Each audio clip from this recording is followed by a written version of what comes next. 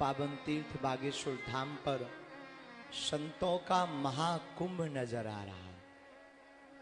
और इसी क्रम में सन्मुख भी संत भगवान सब विराजमान, पूज्य ब्रह्मचारी जी भी विराजमान है, अनेक महापुरुष विराजमान है। बक्सर वाले महाराज जी को भी दंडवत प्रणाम। सभी महात्मा पूज्य श्री आज एक ऐसी विभूति भी विराजमान है जिन्होंने गौ माता की क्रांति को, गौ माता के लिए अनेक प्रयत्न किए, हमेशा समूचे भारतवर्ष को एकजुट करने का कार्य कर रहे हैं। ऐसे पूज्य श्री गोपाल मणि जी महाराज आज यहाँ पर विराजमान हैं। हम महाराज जी के चरणों में साष्टांग दंडवत प्रणाम करते हुए प्रार्थना करेंगे कि अपने वचनों से दास पर अनुग्रह करें और हम सबको कृतार्थ करें। पूज्य श्री गोपाल मणि जी महाराज।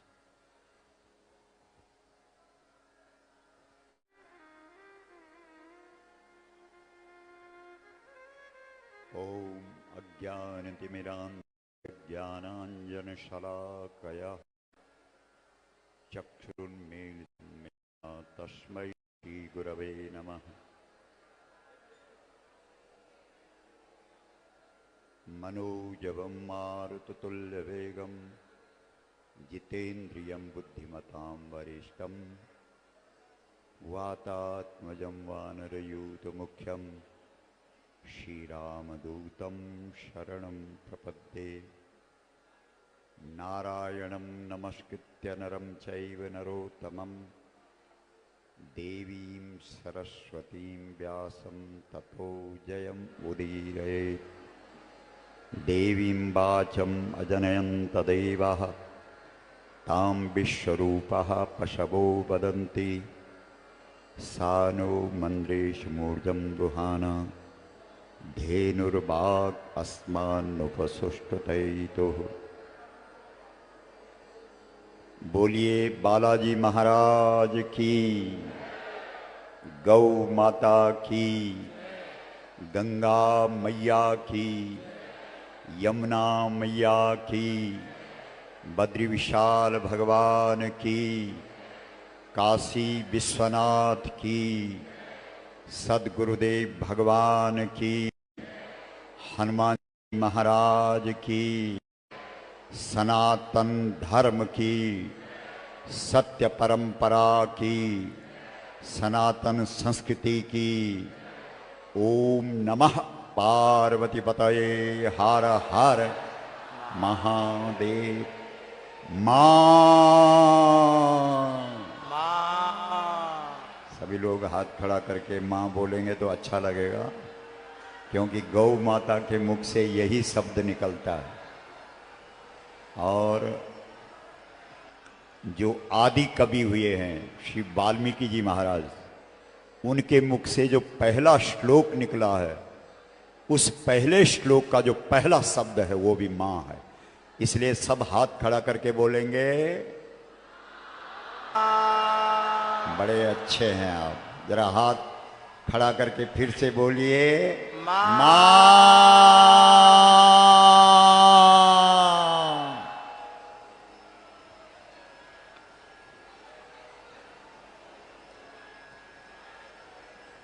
परम आराध्य बागेश्वर धाम बालाजी महाराज के चरणों में प्रणाम करते हुए यहाँ व्यासपीठ पर विराजमान परम पूज्य मलुक पीठाधीश्वर स्वामी राजेंद्र दास जी महाराज और इस कथा के, इस कार्यक्रम के जो आयोजक हैं, हमारे आज हर सनातनी के हृदय में जिन्होंने अपना स्थान बना दिया है, ऐसे पूज्य श्रीमान धीरेन्द्र शास्त्री जी, जिनके ऊपर पूरी तरह से बालाजी महाराज की कृपा का अवतरण हो गया है और सनातन जगत को एक प्रकाश दिख रहा है। यहां मंच पर जितने भी संत महात्मा पूज्य चरण विराजमान हैं, सबके चरणों में अपना माथा रखते हुए आई हुई सारी जो मातृशक्ति हैं, जनता जनार्दन है, श्रोता समाज है, आप सबका अभिनंदन करते हुए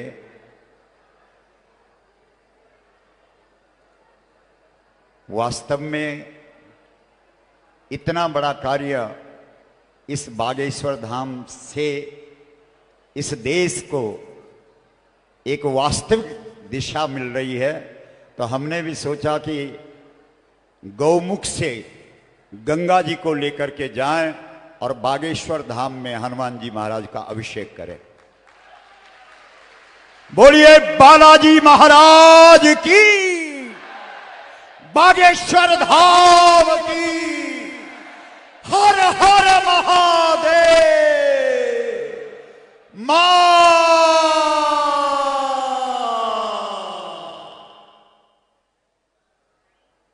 कथा तो महाराज जी श्रवण कराएंगे। अनंत कृपा बागेश्वर धाम वाले महाराज जी बरसा रहे हैं। बस थोड़ी सी दो बात आपके सामने रखना चाहता हूं। भगवान का अवतार किस लिए होता है, यह पहला प्रश्न है और हमारी जनता इसका उत्तर दे,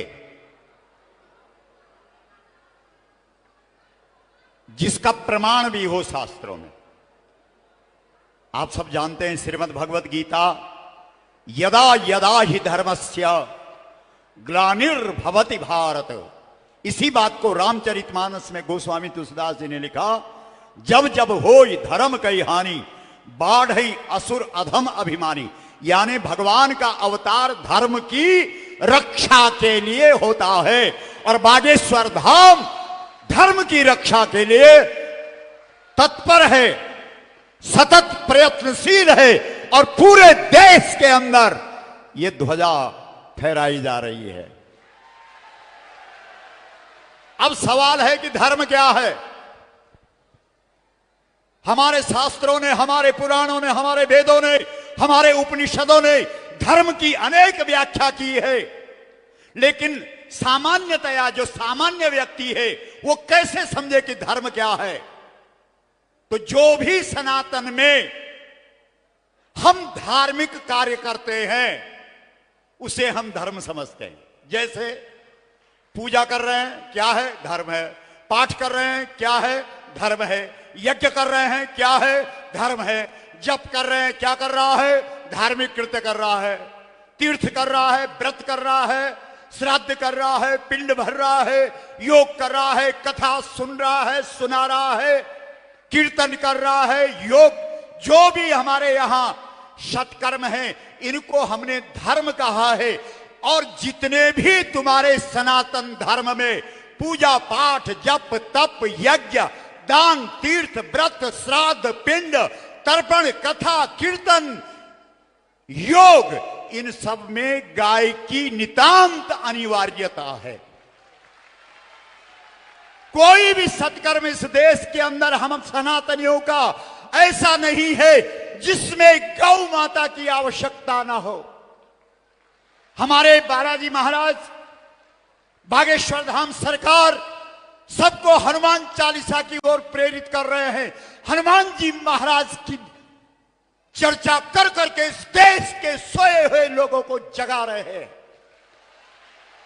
लेकिन आप कहेंगे महाराज हनुमान चालीसा में भी क्या गाय की जरूरत है? हां है। आप सवाल करो कहां लिखा है कि हनुमान चालीसा पढ़ने में भी गाय की जरूरत है?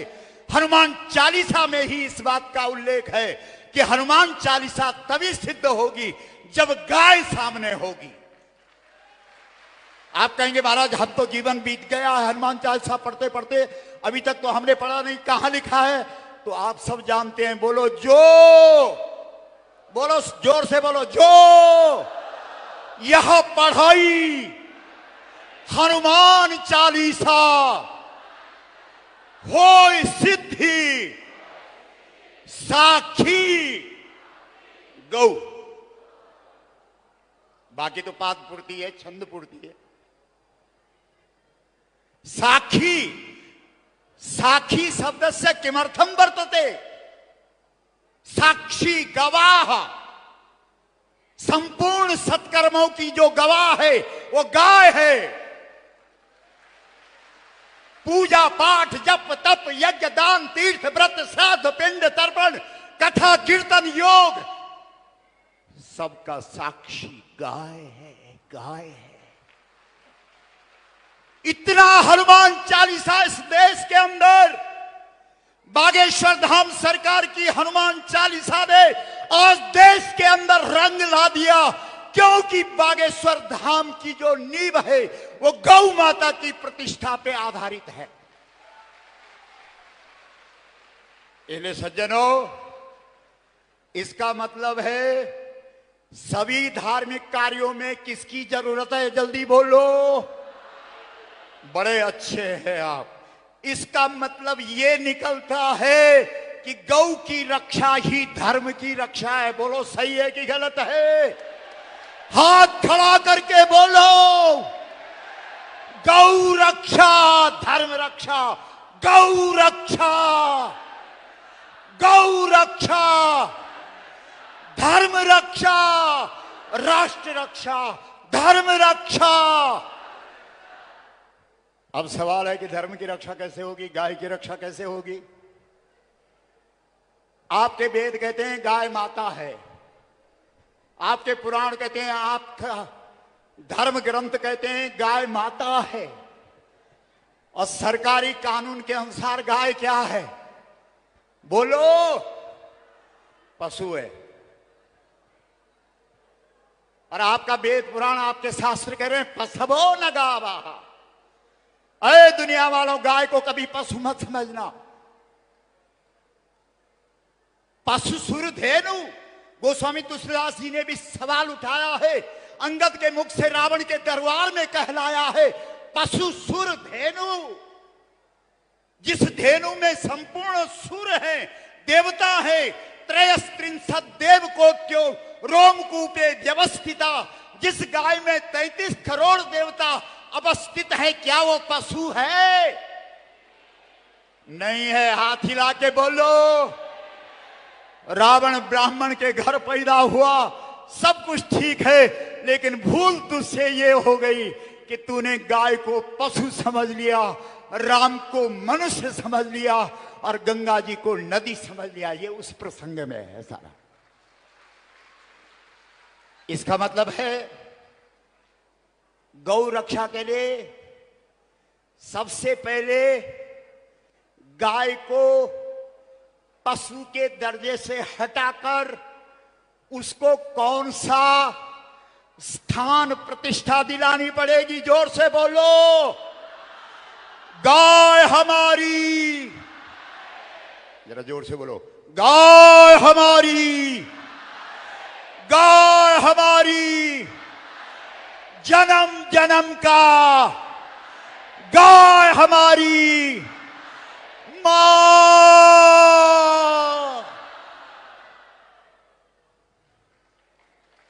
ये है समाधान। ये कब होगा? हम लोग इस देश के हर जनपद में चले गए, इस देश के हर राज्य की राजधानी में चले गए, दिल्ली के रामलीला मैदान में 3-3 बार चले गए, कुछ भी नहीं। क्योंकि ये मुद्दा 100 करोड़ हिंदुओं का है। 100 करोड़ में अगर 1 करोड़ खड़े नहीं हुए तो सरकार कहेगी ये लोग ऐसे ही हैं। इसलिए सज्जनों, माता बहनों, यहां हनुमान जी की चर्चा चल रही है। हनुमान जी महाराज जब लंका में विभीषण के घर में गए, विभीषण ने कहा इतना जप करता हूं, इतना तप करता हूं, इतना यज्ञ करता हूं, इतना दान करता हूं, इतना तीर्थ करता हूं, इतना व्रत करता हूं, इतना श्राद्ध करता हूं, सब कुछ करता हूं, कथा कीर्तन योग सब कुछ करता हूं, फिर भी मुझे अभी तक सपने में भी राम के दर्शन नहीं हुए। हनुमान, कारण क्या है? बालाजी बताओ, कारण क्या है? हनुमान जी ने कहा विभीषण नाराज मत होना, बता दूं? बोला बता दो। बोला तू पूजा करता है, पाठ करता है, जप करता है, तप करता है, यज्ञ करता है, दान करता है, तीर्थ करता है, व्रत करता है, श्राद्ध करता है, पिंड भरता है, सब कुछ करता है, कथा करता है, कीर्तन करता है, योग करता है, लेकिन तेरी नगरी के किनारे पर अशोक पेड़ के नीचे धरती की बेटी जो साक्षात पृथ्वी गौ बन करके खड़ी हुई है, जिसे लोग सीता कहते हैं, बोल उस सीता के लिए, उस गाय के लिए तूने क्या किया? विभीषण चुप हो गए। बोला उसके लिए तो कुछ भी नहीं किया। बोला तब तक राम नहीं मिलता, जो मर्जी कर भाई, जब तक तुम गाय के लिए कुछ नहीं करोगे, कैसे तुम्हारा जब तक पूजा पाठ सफल होगा? विभीषण ने कान पकड़े, मुझे क्या करना चाहिए? बोला गाय का पक्ष ले, और खड़ा हो जा गाय के लिए। और जैसे ही हनुमान जी की शिक्षा विभीषण को मिली, विभीषण ने अपनी माला धरती पर रखी, कहा अभी जाता हूं सीता जी का पक्षधर, गाय का पक्षधर बन करके आज ही गाय का पक्ष लेता हूं, सीता का पक्ष लेता हूं। और हनुमान के कहने से विभीषण जैसे ही रावण के दरबार में गए, किसका पक्ष लिया? जल्दी बोलो। सीता का। और सीता कौन है? सीता किसी मां के पेट से पैदा नहीं हुई है, सीता धरती से प्रकट हुई है। और तुम्हारे शास्त्र कहते हैं जब जब गौ माता प्रकट हुई, जब जब धरती माता ने अपना अवतार लिया, तो वो गौ के रूप में प्रकट हुई। इसलिए सीता साक्षात गौ है। और उस गौ के समर्थन में विभीषण जैसे ही खड़ा हुआ, रावण ने विभीषण को लात मार दी। लेकिन विभीषण का जो जन्म जन्म का जो उसकी इच्छा थी, जो उसको अपेक्षा थी, आज पूरी हो गई। रावण की लात लगते ही विभीषण को राम मिल गया। कैसे मिल गया? किसके पक्ष में खड़ा हो गया? जल्दी बोलो। गाय के पक्ष में। भगवान श्री कृष्ण को श्रीमद् भागवत के अंदर लोगों ने पूछा, तेरे माथे पर ये मुकुट मोर पंख का क्यों? श्री कृष्ण ने कहा, ये मोर पंख का मुकुट गाय के पीछे लगाता हूं। जो लोग गाय के पीछे खड़े हो जाते हैं, उनके लिए फिर मैं निष्पक्ष नहीं, पक्षधर बन जाता हूं। मैं हमेशा गाय का और गाय वालों का पक्ष लेता हूं। इसलिए सज्जनों, आप सबसे निवेदन, संत महात्माओं के चरणों में प्रणाम। आने वाली गोपाष्टमी दुनिया याद रखेगी। 20 नवंबर 2023 गोपाष्टमी। पूरे देश के करोड़ों करोड़ों लोगों से निवेदन है, इस बार जो पत्रक छपेंगे उसमें किसी संगठन का नाम नहीं आएगा, क्योंकि गाय केवल हमारी नहीं, गाय पूरे देश के सनातनियों की है, पूरे देश के हिंदुओं की है। इसलिए हम सब सनातनी हिंदू 20 नवंबर 2023 को दिल्ली के अंदर इकट्ठे होकर के एक स्वर से बोलेंगे, गौ माता। बोलो राष्ट्र माता। गौ माता, गौ माता, गौ माता, गौ माता। मां